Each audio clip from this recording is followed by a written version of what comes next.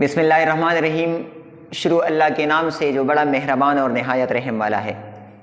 معزز سامعین و حضرات اور میرے عزیز بچوں، السلام علیکم ورحمۃ اللہ وبرکاتہ۔ ایک بار پھر میں آپ کی خدمت میں حاضر ہوں اور ایک نیا ٹاپک لے کے آیا ہوں۔ وہ نیا ٹاپک ہے معنی اور معنی میں فرق۔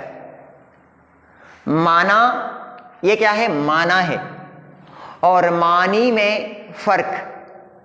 تو دیکھیے عزیز بچوں، ہماری مختلف کتابوں میں اسی طرح لکھا ہوتا ہے کہ لفظ فلک کے معنی ہیں آسمان۔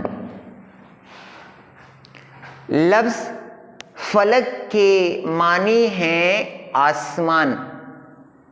تو یہ تو بچے بھی سمجھتے ہیں کہ آپ نے لفظ استعمال کیا یہاں پر فلک۔ فلک کا معنی آپ لکھ رہے ہیں، یہاں پر آپ نے صیغہ لگایا ہے جمع کا۔ صیغہ آپ نے جمع کا لگایا ہے کہ فلک کے معنی ہیں، مطلب آپ نے یہ کہا کہ فلک کے معنی ہیں، تو آپ ایک معنی نہیں لکھیں گے، آپ ایک سے زیادہ معنی لکھیں گے، ایک معنی آپ نہیں لکھیں گے۔ اور پھر یہاں پر لکھتے ہیں کہ آسمان، صرف ایک آسمان۔ تو یہ سراسر ناانصافی ہے اس جملے کے ساتھ، کیونکہ دیکھیے آپ نے صیغہ جمع کا استعمال کیا ہے، تو آپ کو فلک کے مختلف معنی لکھنے چاہیے، ایک معنی پھر آپ کیوں لکھتے ہیں؟ یہ طریقہ کار یہ کیا ہے؟ یہ غلط ہے۔ اگر آپ ایک معنی لکھنا چاہتے ہیں تو آپ کو پھر اسی طرح نہیں لکھنا چاہیے، بلکہ آپ کو لکھنا چاہیے لفظ فلک کا معنی ہے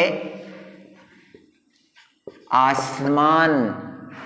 لفظ فلک کا معنی ہے آسمان، کیونکہ آپ واحد صیغہ لگائیں گے۔ اگر آپ معنی ایک کرنا چاہتے ہیں تو آپ واحد کا صیغہ لگائیں گے، اور اگر آپ کا مقصود ہے ایک لفظ کی زیادہ معنی لکھنا، تو پھر آپ کیا کریں گے؟